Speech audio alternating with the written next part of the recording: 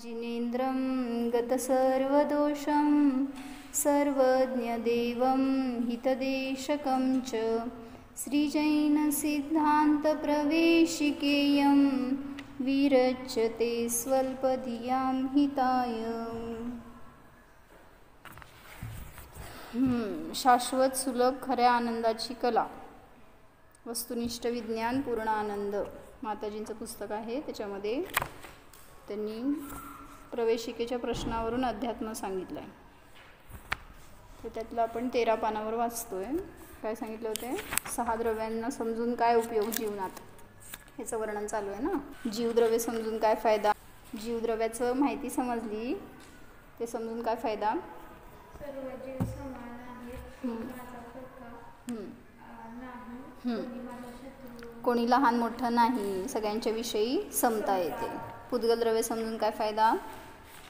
7 पानावर आहे बघ, 7। शरीर सुंदर तर जीर्ण होणार।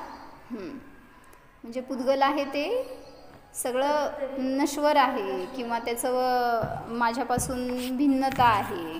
आणि इकडं पण सांगितलं ना दुसऱ्या पानावर, कुठं 10 पानावर पण शरीराचं किंवा पुद्गलाचे गुणधर्म पुद्गलामध्ये आहेत।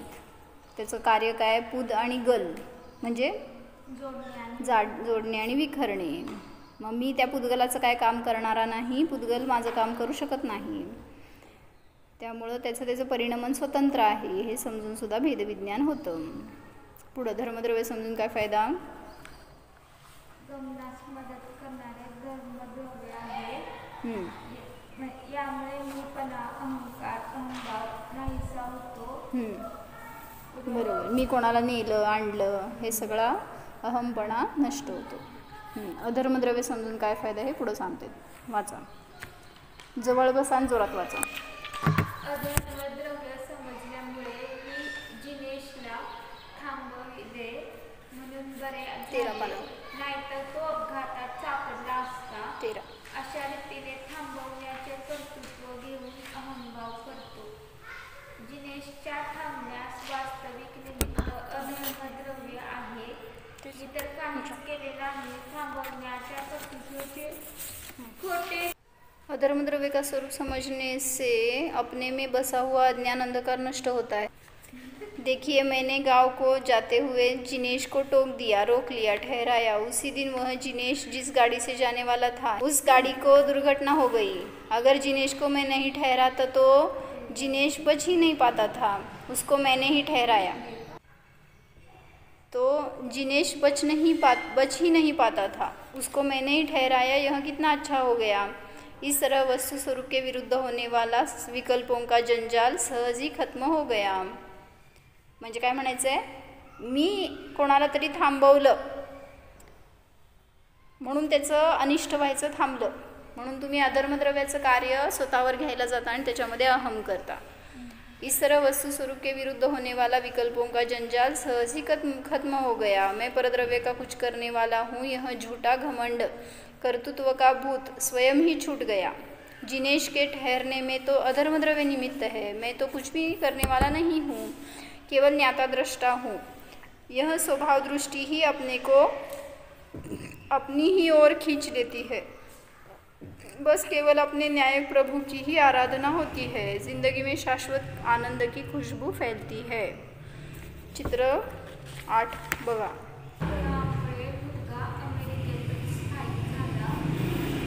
आता हिंदीतनंच वाचू का? बायकोचा आग्रह कुठं? बहू के कहने से, तेच की बहू आहे, चुकलं मग ते। मग बायकोच्या म्हणण्यामुळं तो मुलगा तिथं थांबला असं म्हणायचं आहे ना? हां, म्हणजे बरोबर आहे की सून म्हणा म्हणतं बायको म्हणा, त्याची बायको। बहू के कहने से बेटा अमेरिका में ही स्थायिक हो गया। अधर्मद्रव्य न समजल्यामुळं काय होतं दुःख हे सांगायला लागलेत। वाचा। सुनेमुळे माझा मुलगा माझ्यापासून दूर गेला, कानामागून आली आणि तिखट झाली। सुनेने आग्रह केला नसता तर माझा मुलगा अमेरिकेत स्थायिक झालाच नसता। कोण थांबवलं त्याला अमेरिकेमध्ये? अधर्मद्रव्य। मुलगा जाऊन फॉरेनमध्ये थांबला, पुण्यामध्ये राहतोय। कोण थांबवलं पुण्यामध्ये? त्याची बायको। तर अधर्मद्रव्य थांबायसाठी निमित्त आहे. म्हणजे मी कोणाला तरी थांबवलं, अडवलं म्हणून तो थांबला, हे कर्तृत्व घ्यायला जाऊ नका. ज्याचं त्याचं कार्य जे ते करतंय. म्हणून म्हटलं अधर्मद्रव्य समजून हा फायदा. पुढं आता तिने बसली स्वाध्याय करायला बरं का. मुलगा अमेरिकेत स्थायिक होण्यास निमित्त अधर्मद्रव्य आहे, सून नव्हे. तेव्हा तिने मुलाला माझ्यापासून दूर केले, हा विचार चुकीचा आहे. उदाहरणार्थ, जसे घोड्याच्या थांबवण्यास पृथ्वी निमित्त आहे. थांबण्यास का? थांबणे. घोडा थांबण्यामध्ये पृथ्वी कारण आहे. जसं काल काय उदाहरण सांगितलं होतं मी, धर्मद्रव्याची उदाहरणं 2 तुम्ही काय लिहिली? माशाला धुण्यासाठी पाणी गमनासाठी मदत करतं. दुसरं उदाहरण आदिती, दुसरं वाटसरूला रस्ता असं लिहा. आणि अधर्मद्रव्याची 2 उदाहरणं लिहे. वृक्षाची छाया वाटसरूला थांबवण्यास निमित्त पात्र असते. गुरुत्वाकर्षण घर्षण बसण्यासाठी. उदाहरण दुसरं एक उदाहरण काय सांगितलं, जसं अधर्मद्रव्यासाठी सावली हे एक कारण आहे. त्या वाटसरूंना जाताना सावली काय जबरदस्ती धरत नाही, पण सावली आहे म्हटल्यावर तो थांबतो. मग तसं सावली जसं त्या वाटसरूला थांबायला निमित्त आहे, तसं अधर्मद्रव्य जीव आणि पुद्गलांच्या थांबण्यामध्ये निमित्त आहे. त्याला दुसरं उदाहरण दिलं होतं आसन, ज्याच्यावर तुम्ही बसताय. आसन जबरदस्ती पकडून घेत नाही. चटई म्हणा, पाट म्हणा, जे काय सिंहासन म्हणा, खुर्ची म्हणा, जबरदस्ती ठेवून घेत नाही त्याला, पण बसायचं म्हटल्यावर ते मदत करतं. लिहा धर्मद्रव्याचं दुसरं उदाहरण काय. धर्मद्रव्याची 2 उदाहरणं आणि अधर्मद्रव्याची 2 उदाहरणं. म्हणजे सगळीकडे एकच उदाहरण येते, जसं माशाला पाणी आणि सावली, वाटसरूला सावली, हे 2 उदाहरणं धर्म आणि अधर्मासाठी येतात. पण आपण हे 2 अजून सांगितले. जसं की धर्मद्रव्याचं उदाहरण दुसरं वाटसरूसाठी रस्ता आणि अधर्मद्रव्याचं बसणाऱ्यासाठी आसन. अधर्मद्रव्य का सही ज्ञान होने पर किसी को ठहरने का कर्तृत्व अपने आप छूट जाता है और जीव तो मात्र ज्ञाता दृष्टा है. इस तरह की यह ठहराने का कार्य तुमने बेवकूफ़ जैसा कैसे कर डाला है. इस तरह की गाली बकना अपने आप छूट जाती है और दुख मिटता है, शांती आती है. म्हणजे सुनेला दोष देत राहणार नाही. सून तर निर्दोष आहे. अधर्मद्रव्याच्या निमित्तामध्ये तो तिथे थांबला. जसं अजून एक उदाहरण काय सांगितलं की ते ऐकलंय का, नॉट विदाउट माय डॉटर, एक बुक वाचलं होतं मी. त्याच्यामध्ये त्यांनी एका लेडीची स्टोरी सांगितली होती, झालेली घटना, की तिचं लग्न झालं. कुठली होती ती? USA मधली होती. आणि तिचं लग्न झालं एका इराणच्या मुलाशी. तो आला होता तिथं USA मध्ये. आणि ते काय, ती नर्स होती आणि हा पेशंट होता असं काहीतरी, आणि त्यामुळं त्यांचं तिथं संबंध आला, विचार जुळले आणि लग्न झालं. झाल्यावर तिने त्याच्याशी सगळं बोलली पहिल्यांदा की तिकडं जाणार नाही ना इराणला, इथंच राहणार ना तू. हो म्हणला, ते सगळं झालं. आणि मग एक दिवस म्हटलं आपण फक्त फॅमिलीला भेटून येऊ, कारण ते बोलत आहेत सारखं सारखं लग्न झाल्यापासून आला नाही म्हणून. तर म्हटलं 8 दिवसासाठी आपण विजा काढू आणि तिथं जाऊन भेटून येऊ त्यांना. मग तयार झाली. तोपर्यंत ना एक मुलगी होती, आणि ती मुलगी काहीतरी 6-7 वर्षाची होती का 8 वर्षाची अशी. आणि मग ते 3 जण गेले इराणला. तर गेल्यावर तिथलं त्यांचं लाईफस्टाईल वेगळं असतं ना, सगळं मुसलमान लोकांचं स्टाईल सगळं तसं, बुरखा घालायचं ते. तिने तिकडून आली तोपर्यंत सगळं USAच्या स्टाईलने तिचं ड्रेसिंग वगैरे. तर ती त्या प्लेनमधून लँड केली की तिथल्या तिथं ते घरातले आले होते. एकदम उंच्या घराण्यातला होता तो त्यांच्यात तिथल्या. त्यामुळं सगळे गाडी भरून लोक आले होते त्याचे भाऊ बघायला म्हणून. आणि येताना त्यांनी बुरखा आणला होता. आणि तिने आली की उतरली की तिला बुरखाच घातला पहिल्यांदा. आणि ती म्हणली काय घातलं आहे असलं. आणि त्यांच्याकडं बहुतेक ते काय पद्धत मला माहीत नाही काय असती, कोण घातलेलेच घालतेत का काय. आणि ते असं पूर्ण होतं बुरखा, फक्त डोळे उघडे. तर ते तिला वास यायला लागला त्याचा. कोणतरी घातलेलं असणार तर ते पूर्ण तोंडाचं धरलेलं असेल दुसऱ्याचं, ते तिला असं फार काय म्हणायचं एम्बॅरेसिंग नको वाटायला लागलं, कसलं असं घालायचं. मग ती तेव्हापासून स्वतःला समजवती आहे 8 दिवसाचा प्रश्न आहे, जाऊ दे जाऊ दे. प्रत्येक ठिकाणी तिला तसे प्रसंग आले. घरी गेल्यावर त्यांचं खाणं पिणं वेगळं, त्यांची घरात एंट्री वेगळी, त्यांनी एका जीवाचं बळी दिल्याशिवाय सुनेला आत घेत नाहीत. मग ते बळी देऊन तिच्या रक्तावरनं आत घ्यायचं त्या सुनेला. ते बघून पण तिला कसं तर व्हायला लागलं की आपण कसल्या ठिकाणी आलो, जाऊ दे 8 दिवसाचा प्रश्न आहे. असं सगळीकडे ती ढकलत गेली आणि काय झालं, त्यांचं खाणं पिणं राहणं सगळे ते असं एकत्र बसणार म्हणे आणि ते जे ताटं वाढणार ना त्यात कसं पण असे हात घालून खाणार, खाली पडणार, म्हणजे व्यवस्थितपणा नव्हतं, जे सगळं तिला इथं बघून माहिती होतं. पण सगळीकडे ती स्वतःला समजवायची 8 दिवसच, काय करायचं 8 दिवस झाले. मग ती विचारते नवऱ्याला सारखं की कधी जायचं आहे, विजा चल झालं वेळ आपली. पण तो कुठं तयार होतो आहे. तो म्हटला की नाही अजून माझं काम राहिलं इथं आणि थांबावं लागणार आहे. असं करत करत कितीतरी दिवस गेले आणि नंतर तिचं विजा देईना तो. मग तिला कळालं की हा इथं थांबवायला आपल्याला कारण आहे. कोण थांबवायला कारण आहे ह्याच्यासाठी सांगायला लागले मी. नवरा नाही, म्हणजे नवरा जाच करणारा, ते घरातले सगळे लोक. ॲक्च्युली नवऱ्याची बुद्धी हीच होती की आता USA जायचंच नाही आहे, इथंच राहायचं आहे आपल्याला. पण तिची मेंटॅलिटीच नव्हती, कारण त्यांची सगळी राहण्याची सगळी लाईफस्टाईलच वेगळी होती. आणि तिची मुलगी तिच्याबरोबर, तिला पण बुरखा घालायचा. मग हे सगळं तिला बघवे ना. आणि ती फार वेळा विरोध करती, पण ते आता तो पूर्ण तिकडचा झाला आणि त्यामुळं तो तिचं काय ऐकायला तयार नाही. मग ती कसं झगडा देती, तिचं विजा काढलेलं, तिच्याकडे पैसे नव्हते, तिला घरातून बाहेर जायची परमिशन नव्हती, मग ती विरोध करती, भांडणं होतात, अशा अनेक गोष्टी झाल्या. आणि मग तिला एका रूममध्ये कोंडून ठेवलं अनेक दिवसासाठी म्हणून, बाहेर जायचं नाही यायचं नाही. ती डॉक्टर नर्स होती ना इकडं, मग तिथं पण जाऊन ती काहीतरी प्रॅक्टिस करायसाठी म्हणून तिला म्हणला तो, तुला इथं वेळ जात नाही घरामध्ये तर जाऊन तू प्रॅक्टिस कर किंवा काय करायचं असेल तर.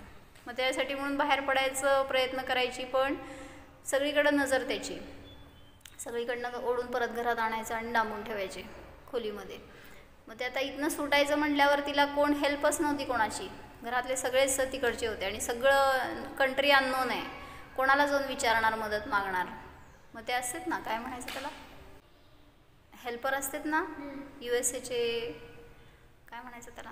जर तुम्हाला जायचं असेल लिगली इलिगली काय असेल ते सगळं, इथून तिकडं जायचं असेल, विजा नसेल तर मदत करणारे अशा असतात. मग तर तिथं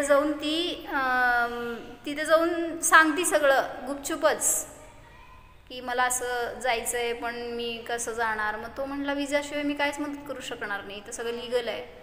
मग ती म्हणती माझा विजा त्यांनी काढून घेतलेला देत नाही आहेत आणि मला माझ्या मुलीबरोबर जायचं आहे. मग ते म्हणाले आम्ही तुझी सोय करू शकतो कसं पण तुला बाहेर काढीन, पण मुलीला घेऊन नाही जाऊ शकणार. ती म्हणली नॉट विदाऊट माय डॉटर. काय पण असू दे मी कसं पण जाणार तर मुलीला घेऊनच जाणार, कारण इथली लाईफ अशी आहे तर ती मुलगीचं काय व्हायचं भविष्य. म्हणून ती मग कितीतरी खटपट करून इलिगल रोडनी कसं पण त्या डोंगरातनं, त्या सगळ्या आदिवासींच्या जमातीतनं, जंगलातनं, घोड्यावरनं कसंही तिला बाहेर पडायला तिने कसं झगडली, हे सगळी स्टोरी त्याच्यामध्ये वाचली मी. मग म्हणजे मला म्हणायचं की तिला कोणी अडवलं, कोण थांबवलं तिथं, कोण नेलं तिथं, म्हणजे कोण नेणारं तर नाही. म्हणून म्हटलं की धर्मद्रव्यांनी न्यायासाठी मदत केली आणि अधर्मद्रव्य थांबायला मदत करतो. पुढं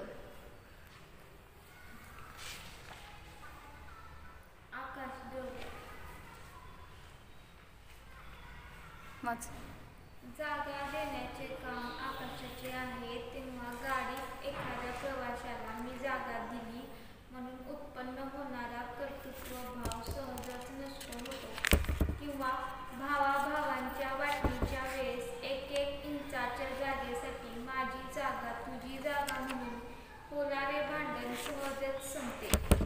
समजले? आता हिंदीतून समजा परत एकदा. अवगाहन देने में निमित्त तो आकाश द्रव्य है, फिर भी किसी को गाड़ी में जगह दे दी तो मैंने ही जगह दी, इसलिए मैं ही इस मुसाफिर पर एहसान कर रहा हूँ. 6 द्रव्यांचं वर्णन चालू आहे. त्यामध्ये आकाश द्रव्याचं कार्य काय? जागा देणं. जागा देणं. कोणाला जागा देतं? जीव आणि पुद्गल. सगळ्या द्रव्यांना. कशाला जीव पुद्गल? सगळ्याच द्रव्यांना.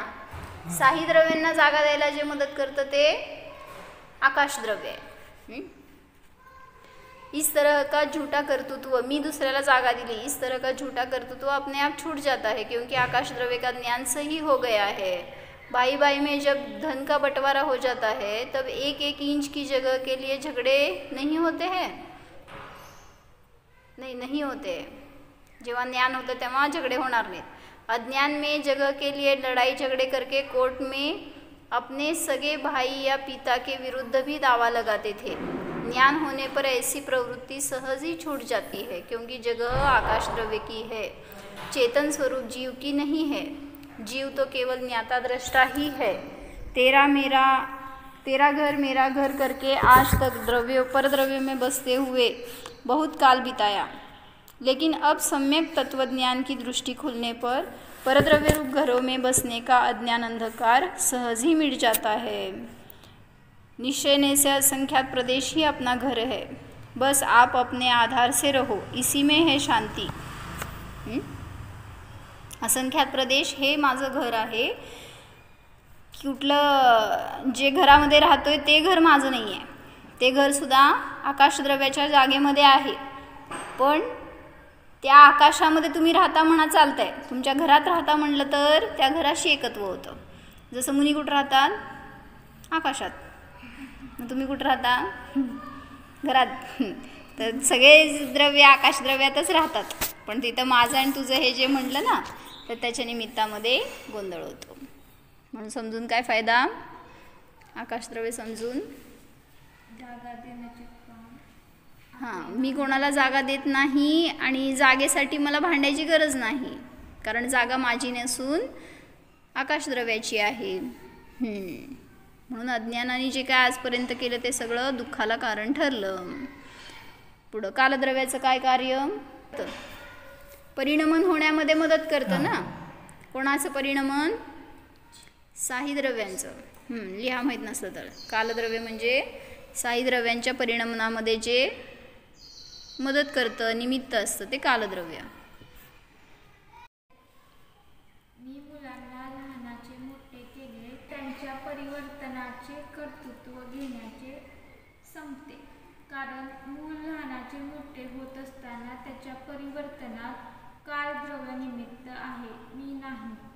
हे समजले की कर्तृत्वाचा भाव संपतो. मी एक ज्ञाता दृष्टा जीव आहे हे समजल्याने विचारांमध्ये शांती येते. समयसारची गाथा दिली ना, आहे ना तिथं? नहीं वस्तु शक्तयः परम अपेक्षन्ते. वस्तु की शक्ति दूसरे किसी की अपेक्षा नहीं करती है. वस्तु अपने में अपना कार्य करने के लिए समर्थ है. नहीं स्वतः सती शक्ति ही कर्तुम अन्येन पार्यते. जिसमें जो शक्ति नहीं है वह दूसरे के द्वारा कभी भी उत्पन्न नहीं की जा सकती है. द्रव्य में अगर परिणमन करने की ही योग्यता न होती तो उसे हठात कोई बदल नहीं सकता. म्हणजे परिणमन होण्याचं स्वतःचं स्वभाव आहे प्रत्येक द्रव्याचं.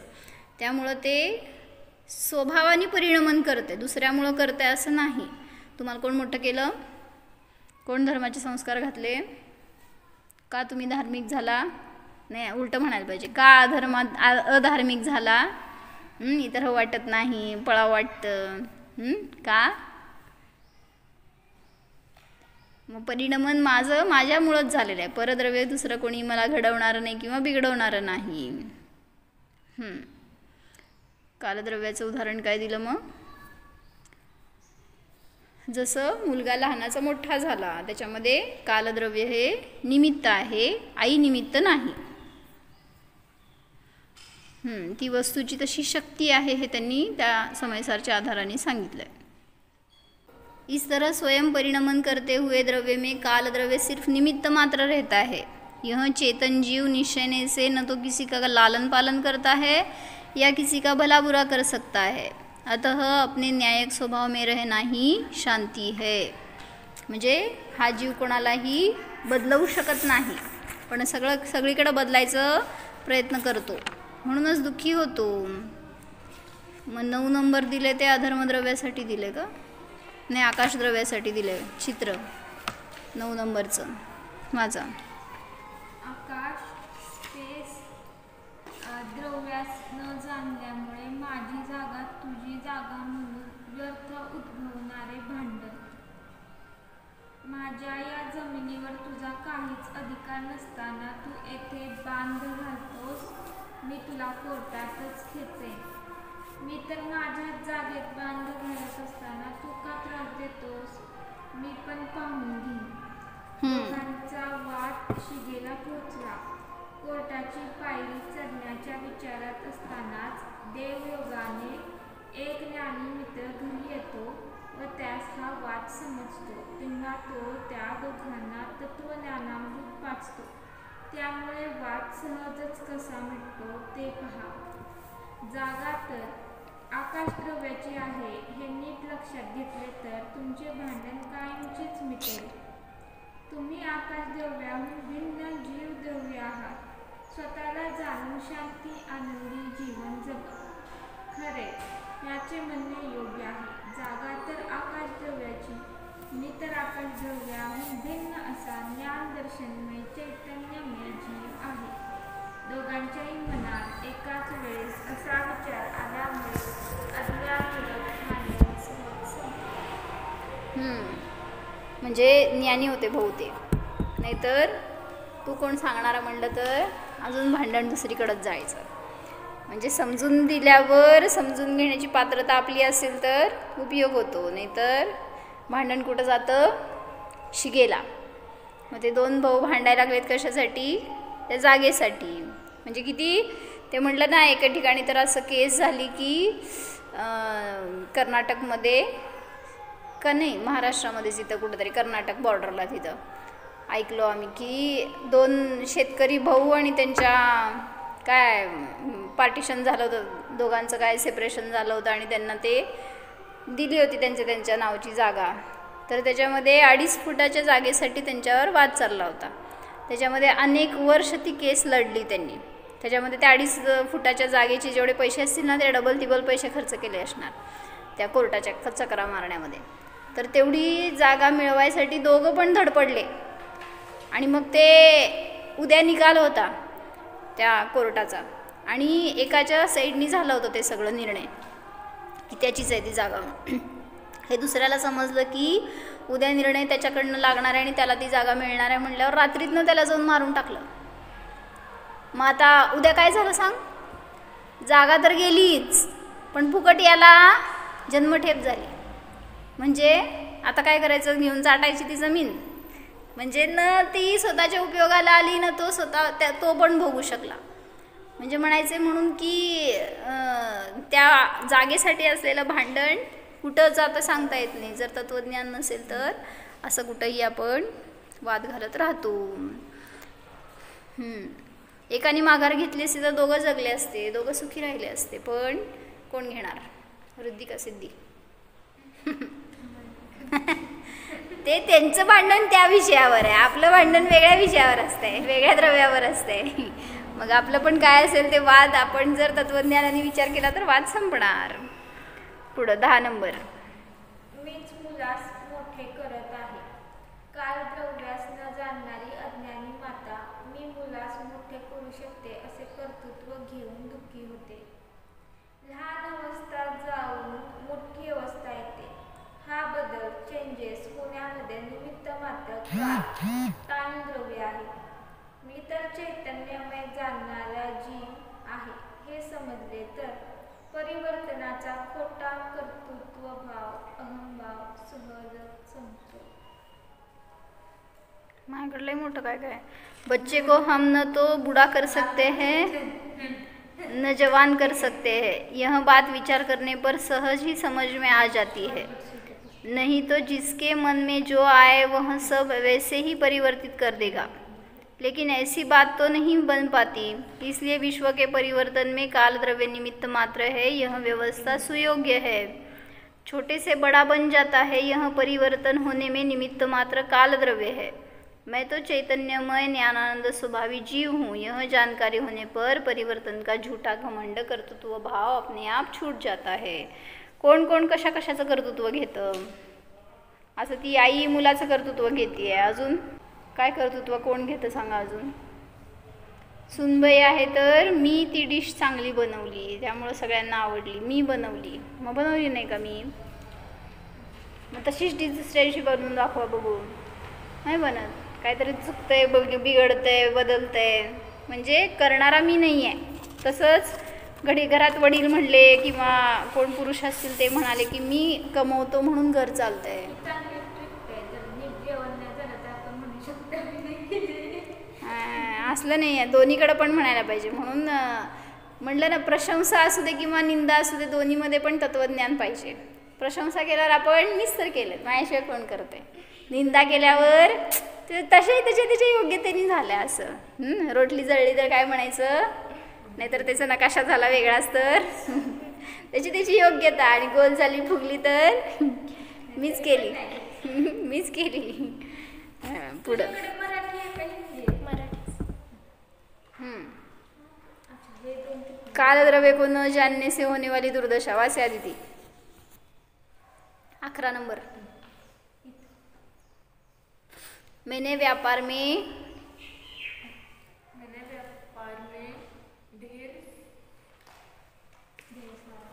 ढेर सारा धन कमाया है, इसलिए यह तेरा हार्ट दिख रहा है. म्हणजे मी कमवतोय पैसा म्हणून तू एवढं सजतीये, समजते का तुला, असं म्हणायचं त्याला. मैं तेरी तकदीर से मेरी आहे. मैं मेरी तकदीर से ही हाथ में हूँ. माझ्या तिने भाग्यामुळेच तत्वज्ञानी आहे बायको म्हणून ती म्हणते की मी माझ्या भाग्याचं खाते, तुझं काही नाही. असं म्हणल्यावर नवरा काय म्हणणार, जा घरी. तिचं तत्वज्ञान त्याला पण माहिती असायला पाहिजे. तर ती आता घेऊन गेली त्याला, नवऱ्याला, त्या मुनींकडं. जीव का स्वरूप जानना और देखना है. जीव धन की कमाई नहीं कर सकता है, क्योंकि धन आहार वर्गणा है,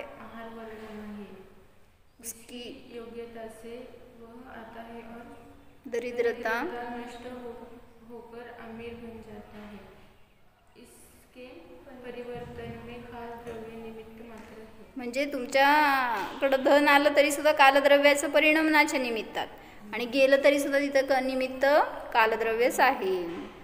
यह बात सच है. मैंने धन कमाया, यह अहम भाव सहज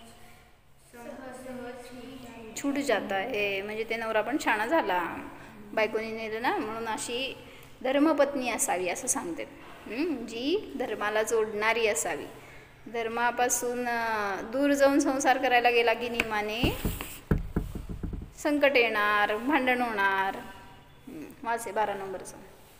अवस्था बदलण्यामध्ये कालद्रव्य निमित्त आहे, हे न समजल्यामुळे होणारे दुःख. जोरात वाच. मी तुला लहानाचे मोठे केले आणि तू माझेच ऐकत नाहीस. मी नाही ऐकणार, मी खेळणारच. असं स्वस्ती म्हणते मम्मीला. मी योग्य औषध दिल्यामुळेच तू रोगमुक्त झालास. माझे भाग्य चांगले आहे म्हणून मी बरा झालो. डॉक्टर असल्यावर पेशंट काय म्हणावं,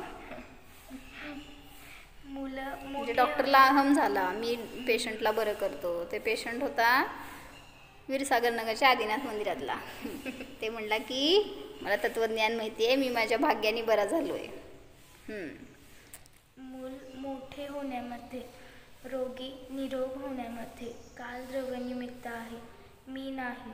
मी तर ज्ञानदर्शनमय जीवद्रव्य आहे. हे जाणले तर पराचे कर्तृत्व घेऊन होणारे दुःख सहजच संपते. कालद्रव्य समजून काय फायदा, दुसऱ्याचं कर्तृत्व घ्यायला गेलो तर त्याला मी बदललं, त्याचं सगळं परिणमन मी केलं, हे सगळे भाव संपणार. पुढं इस तरह, इकडचं थोडंसं राहिलंय. इस तरह स्वयं परिणमन करते हुए द्रव्य में काल द्रव्य सिर्फ निमित्त मात्र रहता है.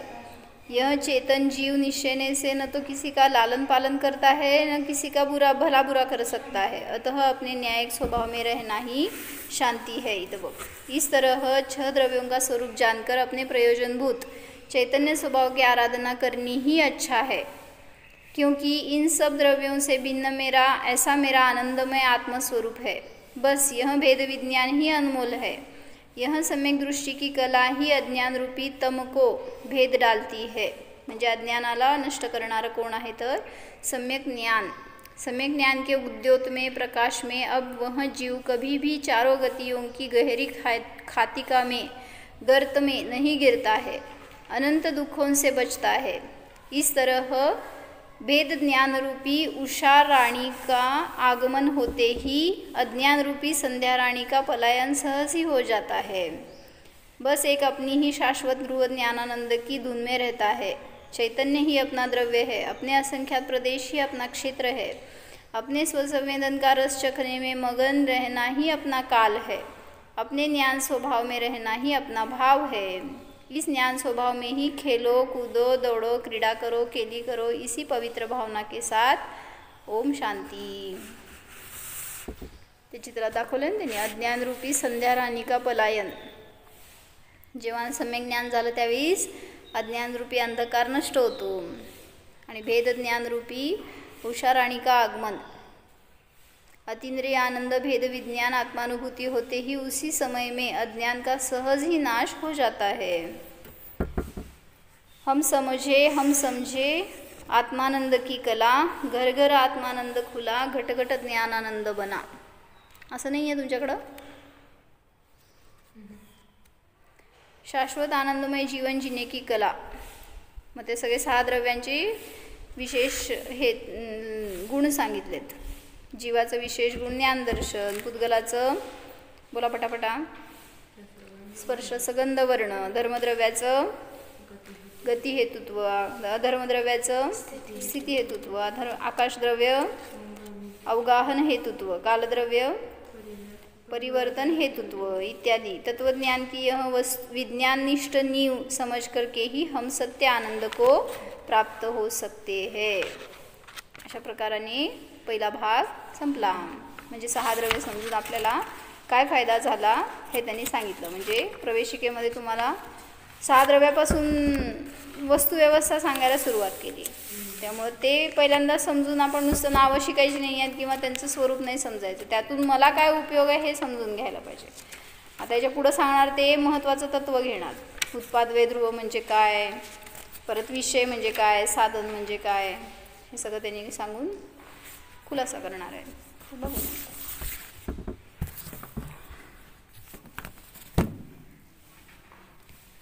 जाणा 6 द्रव्यांमध्ये प्रयोजनभूत असा आनंद स्वरूपी निज ध्रुव आत्मा जाणा।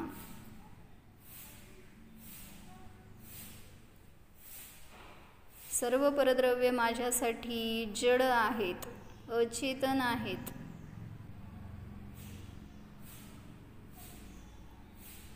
परद्रव्य माझ्या सुखाचे दुःखाचे कारण नाहीच। परापासून भिन्न निज आत्मा जाणा। हा मी जीव आहे, मोक्ष स्वरूप आहे।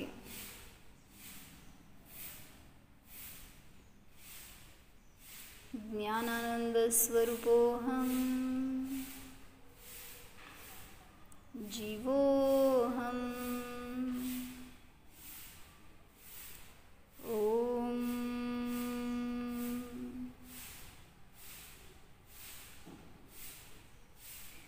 विसर्जन।